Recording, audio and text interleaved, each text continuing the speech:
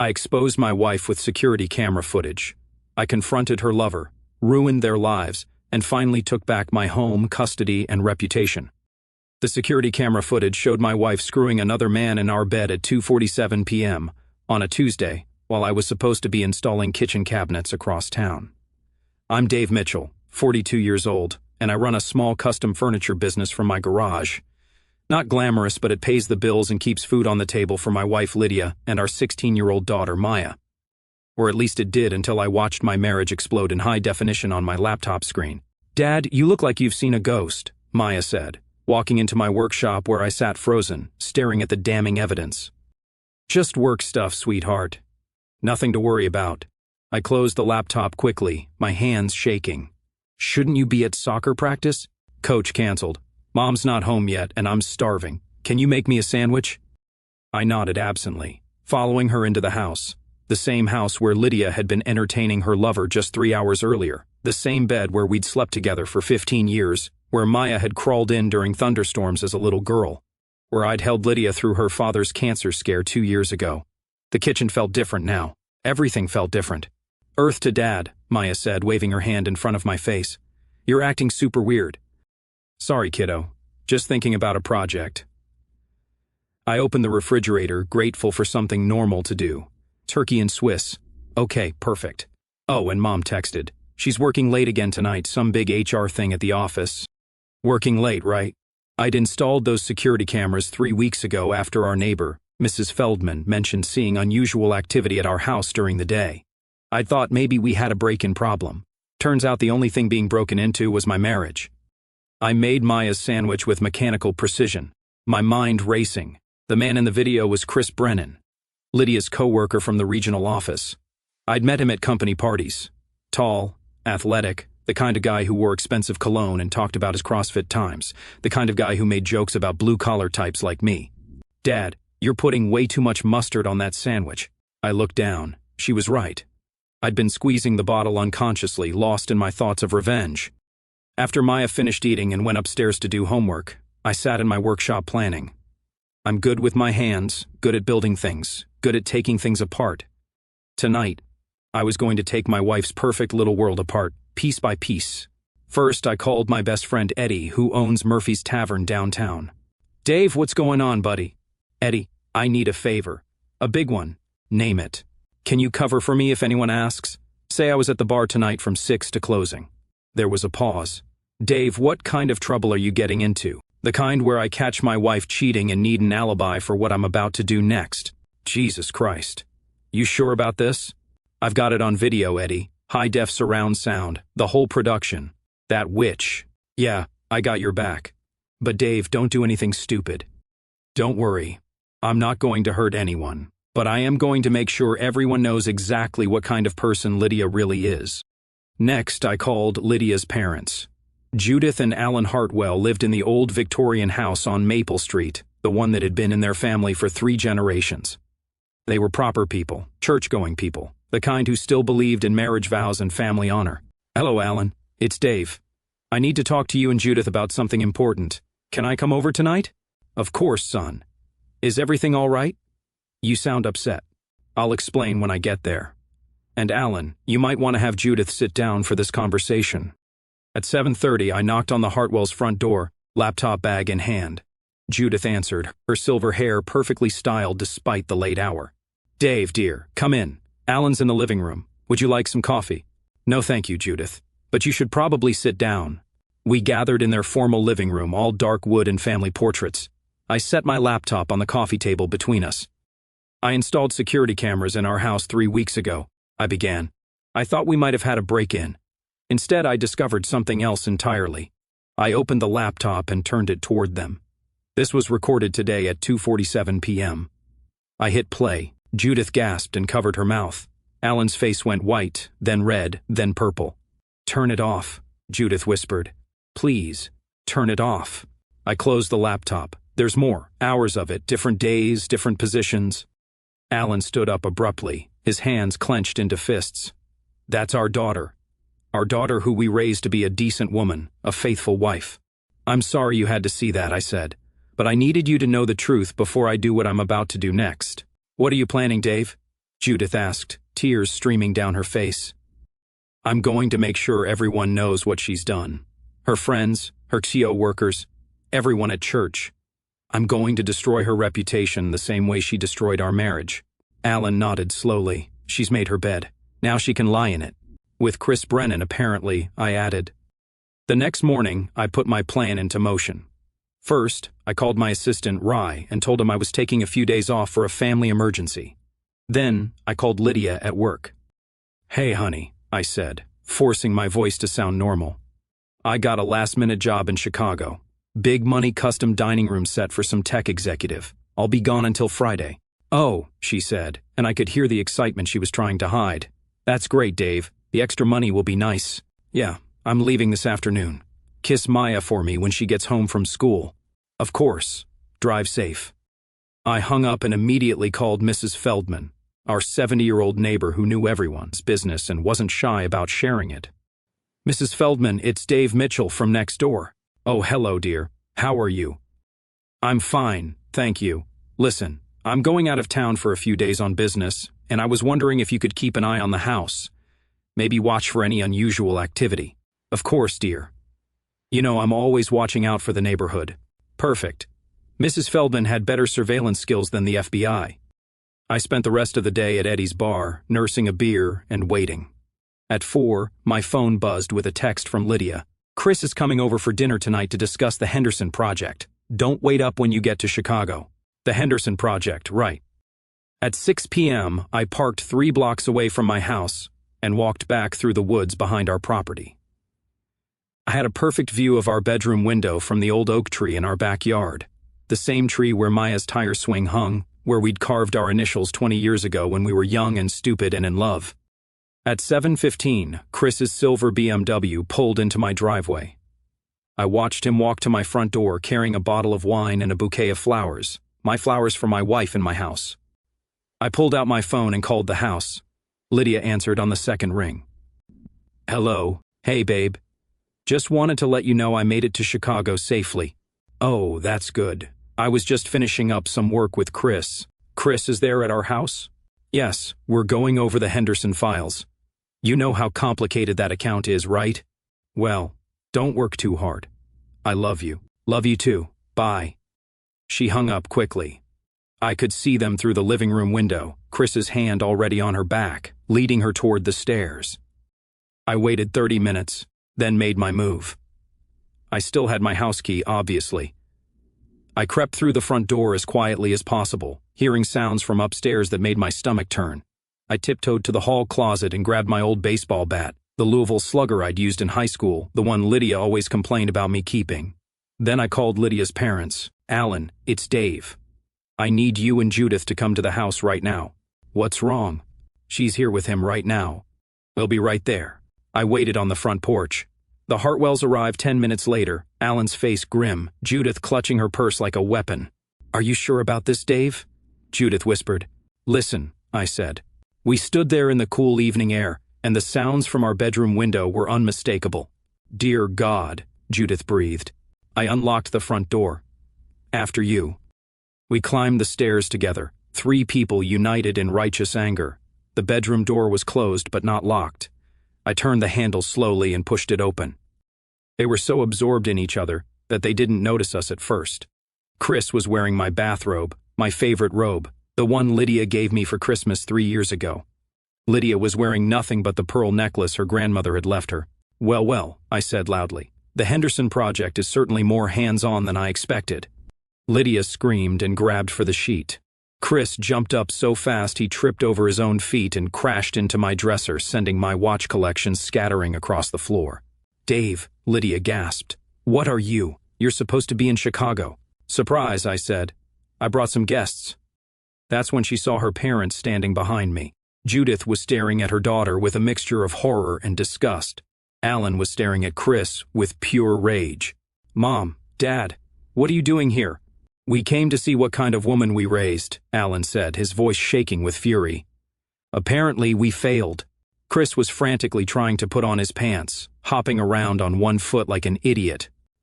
Mr. Hartwell, Mrs. Hartwell, this isn't what it looks like. It looks like you're screwing my daughter in her husband's bed while wearing his bathrobe, Alan said. What exactly should it look like? I can explain, Lydia said, clutching the sheet to her chest. Please do, I said, leaning against the doorframe with my arms crossed. I'm fascinated to hear how this is all a big misunderstanding. She opened her mouth, then closed it again. What was she going to say? That she tripped and fell on Chris's Johnson? You disgust me, Judith said quietly. Both of you in this house, in this bed where my granddaughter was conceived. That hit home. Lydia started crying, but they weren't tears of remorse. They were tears of someone who'd been caught and was feeling sorry for herself. Everyone just needs to calm down, Chris said, finally getting his pants on. We can work this out like adults. Adults, I laughed. Adults don't sneak around behind their spouse's back. Adults don't screw their CO worker's wife in his own bed. Adults don't lie about working late when they're really working under my wife. Dave, please, Lydia said. Can we talk about this privately? No, I said. Privacy is what got us into this mess. From now on, everything is public. Chris tried to push past me toward the door, but I blocked his path. Where do you think you're going, champ? I'm leaving. This is between you and your wife. Oh no, you're very much part of this conversation. Sit down. I don't have to listen to this. I picked up my baseball bat from where I'd leaned it against the wall. I said, sit down. Chris sat on the edge of my bed, still wearing my robe over his hastily pulled-on pants. The irony wasn't lost on me. Here's what's going to happen, I said, addressing both of them. First, you're going to tell Lydia's parents exactly how long this has been going on. Dave, please, Lydia whispered. How long? Alan demanded. Lydia looked at the floor. 6 months. 6 months, I repeated. 6 months of working late and business dinners and team-building exercises. 6 months of lying to my face every single day. It wasn't supposed to happen, Chris said. It just developed naturally. Naturally, Judith said. There's nothing natural about adultery, young man. Mrs. Hartwell, you don't understand the pressure we're under at work. Lydia and I, we connect on a professional level that... Shut up, I said. Just shut up with your corporate buzzwords, Bez. You wanted to screw my wife, so you did. At least have the balls to admit it. Alan stepped forward. Lydia, look at me. She raised her eyes to meet her father's gaze. Your mother and I raised you better than this. We taught you about commitment, about honor, about keeping your word. What happened to those values? I don't know, she whispered. I felt trapped, like my life was just routine. Chris made me feel alive again. Alive, I repeated. Well, let's see how alive you feel when everyone at your office sees the security footage. Chris went pale. What security footage? I smiled.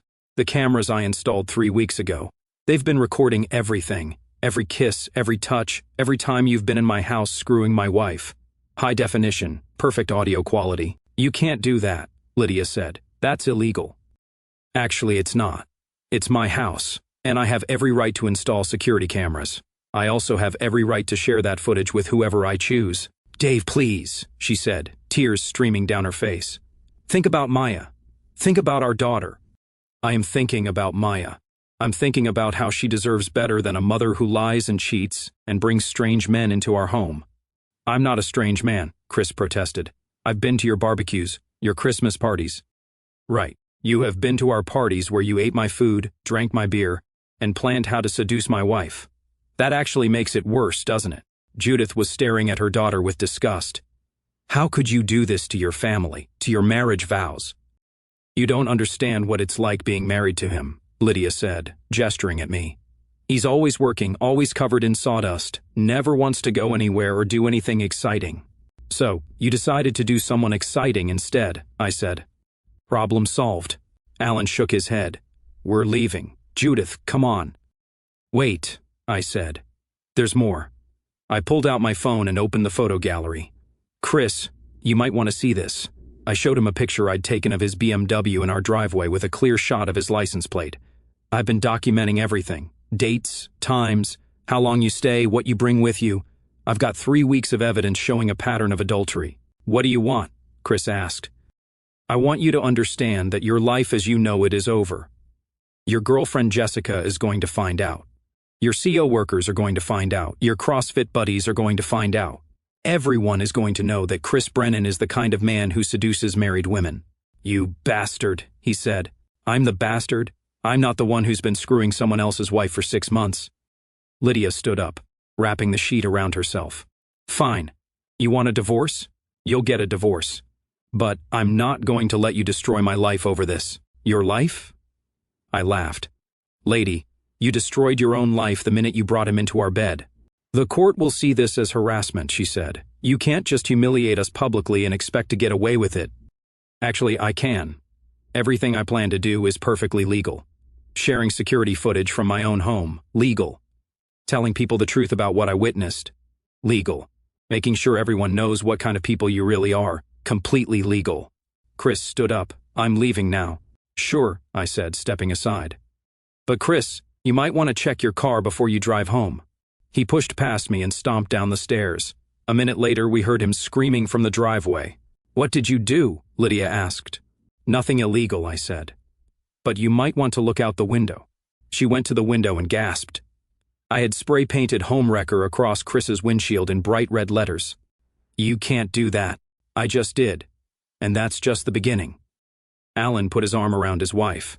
Judith, we're going home. Lydia, don't bother calling us until you've figured out how to apologize for this disgrace. After her parents left, Lydia turned to me with fury in her eyes. You think you're so clever, don't you? You think you've won something here? I think I've exposed the truth. Everything else is just consequences. I'll destroy you in the divorce. I'll take half of everything, including your precious workshop. Good luck with that. See, adultery is still grounds for fault-based divorce in this state, and I've got evidence. Lots and lots of evidence. She stared at me for a long moment, and I could see her calculating, trying to figure out her next move. Maya's going to hate you for this, she said finally. Maya's going to hate the person who broke up our family. That would be you, in case you're confused. I turned and walked toward the door. Where are you going? She called after me. Out.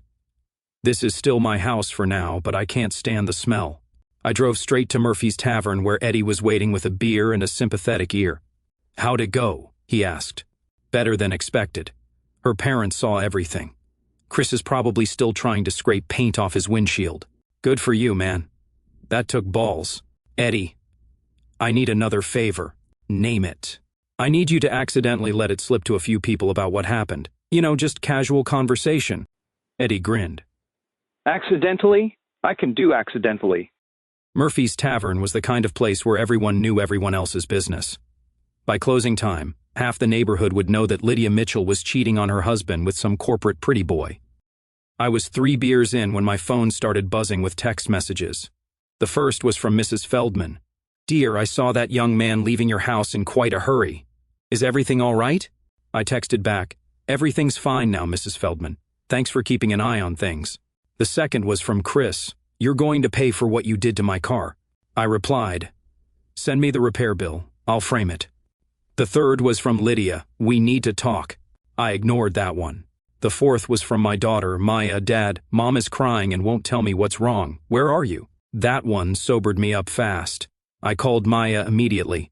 Hey, sweetheart. Dad, what's going on? Mom's been locked in your bedroom for 2 hours, and there's red paint all over the driveway. I'll be home in 20 minutes. We need to have a talk. Is everything okay? No, honey. Everything is definitely not okay, but it will be. I drove home dreading the conversation I was about to have. Maya was smart, mature for her age, but she was still my little girl. How do you tell your 16-year-old daughter that her mother is a cheating liar? Maya was waiting for me in the living room when I walked in. Lydia was nowhere to be seen. Dad, you're scaring me. What happened? I sat down next to her on the couch. Maya, your mom and I are getting divorced. Her face crumpled. Why? What did you do? I didn't do anything, sweetheart. Your mother has been seeing another man. What do you mean, seeing another man? I mean, she's been having an affair for 6 months. Maya stared at me, processing this information. Are you sure? I have video evidence. Oh my God. She put her head in her hands. Who is it? Someone from her work. It doesn't matter who. It does matter. I want to know who destroyed our family. I sighed. His name is Chris Brennan. You've met him at company parties. The guy with the fancy car. The one who always talks about his workout routine. That's him. Maya was quiet for a long time. Then she said, I hate her. Don't say that. She's still your mother. She's a liar and a cheater. How could she do this to us? I don't know, honey. People make bad choices sometimes. Bad choices, Dad? This isn't a bad choice. This is evil. Before I could respond, Lydia appeared at the top of the stairs. Maya, can we talk? No, Maya said firmly. I don't want to talk to you. Please, sweetheart, let me explain. Explain what? How you've been lying to us for 6 months, how you brought your boyfriend into our house. Lydia came down the stairs slowly. It's complicated, Maya. You don't understand adult relationships. I understand cheating, Maya shot back. I understand lying. I understand that you destroyed our family because you were bored. That's not fair. Fair? Maya stood up, her voice rising. You want to talk about fair? Is it fair that Dad has to find out his wife is cheating by installing security cameras? Is it fair that I have to find out my mother is a liar? Maya, please. No, I'm going to stay with Grandma and Grandpa Hartwell. I can't even look at you right now. Maya ran upstairs to pack a bag. Lydia turned to me with desperation in her eyes. Dave, please help me fix this. Fix this? Lydia, you can't fix this. You broke something that can't be repaired. It was a mistake, a stupid, terrible mistake. A mistake is forgetting to pick up milk at the store. This was a choice. 6 months of choices. I'll end it with Chris. I'll do whatever you want. It's too late for that. Way too late. Maya came back downstairs with her overnight bag. I called Grandma. She's coming to pick me up. Maya, please don't go, Lydia begged. We can work through this as a family. We're not a family anymore, Maya said coldly. You made sure of that. 20 minutes later, Judith Hartwell arrived to collect her granddaughter. She didn't even acknowledge Lydia's presence. After they left, the house felt empty and cold. Lydia and I stood in our living room like strangers. So what now? She asked. Now you pack a bag and find somewhere else to stay. I'll file for divorce tomorrow. This is my house too. Not anymore. See, I did some research today. In a fault-based divorce due to adultery, the innocent spouse gets to keep the marital home, especially when there's video evidence of the adultery taking place in said home. Her face went white. You can't kick me out. I'm not kicking you out. I'm asking you to leave voluntarily. If you refuse, I'll have you removed. You bastard. I'm the bastard? Really? After everything you've done, I'm the bad guy here. She went upstairs to pack. While she was gone, I called my lawyer, Jim Patterson, and left a message explaining the situation. When Lydia came back down with her suitcase, I was waiting by the front door. Where will you go? I asked. Chris's apartment, I guess. Good. You two deserve each other. She paused at the door. Dave, I really am sorry. No, you're not. You're sorry you got caught. There's a difference. After she left, I poured myself a large whiskey and sat in my workshop, surrounded by the furniture I built with my own hands. Everything in my life that mattered, my marriage, my family, my future, had been destroyed by my wife's selfishness. But I wasn't done yet. Not by a long shot. The next morning I woke up with a hangover and a plan. I called Jim Patterson first thing. Dave, I got your message. Jesus Christ, what a mess. Jim, I want to destroy them both legally.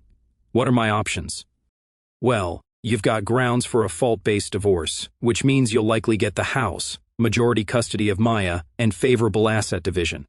As for the boyfriend, if he's been in your house without permission, that could be trespassing. What about at work? They're co-workers. If their relationship violates company policy, that's their problem. Do you know if their company has a fraternization policy? I'll find out. My next call was to Lydia's boss, Regional Director Patricia Walsh.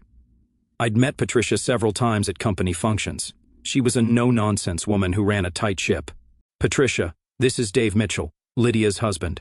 Oh, hello Dave, how are you? I've been better. I'm calling because I thought you should know that Lydia and Chris Brennan have been having an affair for the past 6 months. There was a long pause. That's a very serious accusation, Dave. I have video evidence, security footage from my home showing them together on multiple occasions during work hours. I see. Can you send me that evidence?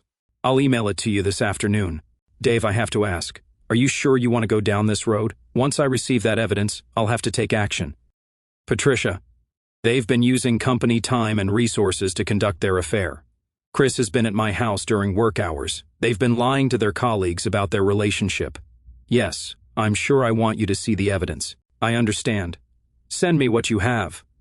After I hung up, I spent 2 hours editing the security footage into a comprehensive presentation. I included timestamps showing Chris's car in my driveway during work hours, audio of him and Lydia discussing work matters while in bed together, and clear shots of both their faces so there could be no doubt about their identities. I sent the file to Patricia with a detailed timeline and a list of dates when the affair had taken place during business hours. Then I called Mrs. Feldman. "Mrs. Feldman, it's Dave Mitchell." "Oh, hello, dear. How are you holding up?" "Managing."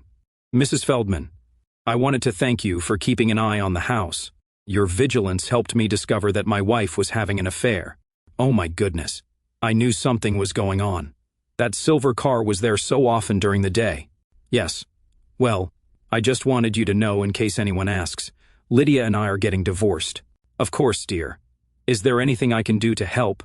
"Actually, if anyone asks about what you saw, please feel free to tell them the truth." Mrs. Feldman was better than a newspaper for spreading information. By evening, everyone in the neighborhood would know about Lydia's affair. My phone rang around noon. It was Chris. "You son of a bitch," he said without preamble. "Good morning to you too, Chris. Patricia Walsh just called me into her office. She's seen your little video presentation. How'd that go?" "We're both suspended pending investigation. If they find evidence of misconduct, we could be fired." "Gee, that's terrible. Maybe you should have thought about that before you decided to screw married women during work hours. You're destroying our careers over a personal matter." "Personal matter?" "Chris, you made it a professional matter when you started using company time to conduct your affair. You made it my business when you started doing it in my house. Lydia's devastated." "Good. She should be devastated. She should be ashamed and humiliated and sorry for what she's done.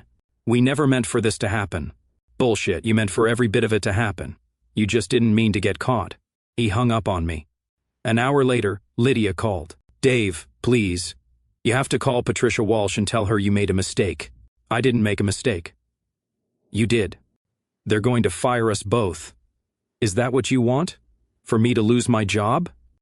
"Lydia, I don't care what happens to your job. I don't care what happens to Chris's job. I care about the fact that you destroyed our marriage and humiliated our daughter. I'll do anything. I'll go to counseling. I'll cut off all contact with Chris. It's too late."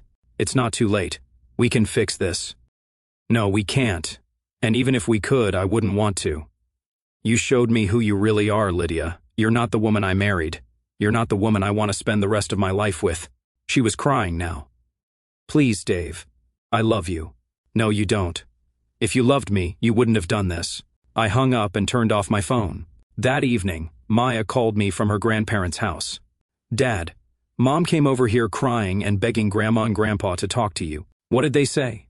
"Grandpa told her she made her bed and now she has to lie in it. Grandma wouldn't even let her in the house." "How are you doing, sweetheart?"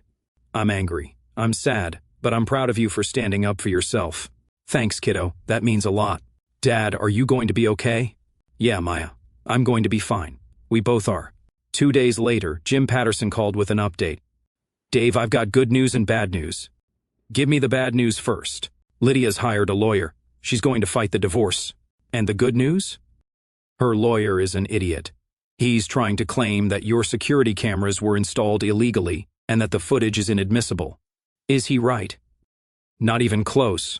You have every right to install security cameras in your own home. The footage is absolutely admissible and it's damning." "What about the work situation? I heard through the grapevine that both Lydia and Chris were terminated yesterday for violating company policy." I felt a surge of satisfaction. "Really?" "Apparently, your video presentation was very thorough. Their company has a strict policy against fraternization between employees, and conducting personal relationships during work hours is grounds for immediate termination. So they're both unemployed. Both facing a messy divorce proceeding, and both dealing with the social consequences of their actions. Good. The final piece of my revenge came together the following weekend. Eddie called me Saturday morning. "Dave, you need to get down to the bar now." "Why? What's happening?" "Chris is here. He's drunk out of his mind and running his mouth about you." I was there in 10 minutes. Chris was at the bar, 3 sheets to the wind, telling anyone who would listen that I was a psychotic control freak who had ruined his life over nothing. "Nothing," I said, walking up behind him. "You call 6 months of screwing my wife nothing?" He turned around, swaying slightly. Dave, there's the man of the hour. Chris, you're drunk. Go home. I don't have a home anymore. Thanks to you, I can't afford my apartment. Thanks to you, I don't have a job. Thanks to you, my girlfriend left me. Thanks to me, Chris, I didn't make you cheat. I didn't make you lie. I didn't make you destroy 2 families. That was all you. You set us up. You knew we were coming over that night. I knew because you've been coming over for 6 months. I knew because you're both terrible liars. The bar had gone quiet. Everyone was watching our confrontation. You want to know the truth? Chris said loudly. Your wife came to me. She said you were boring in bed, boring in life, boring in every way that matters. That was it. I grabbed Chris by his shirt and slammed him against the bar. You want to talk about boring? Let's talk about how you're a 34-year-old man who peaked in high school. Let's talk about how you have to seduce married women because no single woman will put up with your bullshit for more than a month. Get your hands off me. Let's talk about how you're unemployed, homeless, and universally despised by everyone who knows what you did. I released him and stepped back. You're pathetic, Chris. You were pathetic when you were sneaking around with my wife, and you're pathetic now. He took a swing at me. I ducked easily and watched him stumble past me, crashing into a table. Eddie, call him a cab, I said. He's done here. As Chris was dragged out of the bar, still mumbling threats and insults, I realized that my revenge was complete. Lydia had lost her job, her family, her reputation, and her future. Chris had lost everything too. Their affair had cost them more than they could have possibly imagined. I walked out of Murphy's Tavern into the cool night air, feeling lighter than I had in months. Tomorrow, I would start rebuilding my life. Tonight, I was finally free. Maya moved back home the following week. We ordered pizza and watched movies, just the 2 of us, like we used to when she was little. Dad, she said during a commercial break. Yeah? I'm glad you fought back. I'm glad you didn't just let them get away with it. Me too, kiddo. Me too. 6 months later, the divorce was final. I got the house, majority custody of Maya, and most of our assets. Lydia got a small settlement and weekend visitation rights. She moved to another state with what was left of her savings. Chris moved back in with his parents. I kept the security cameras.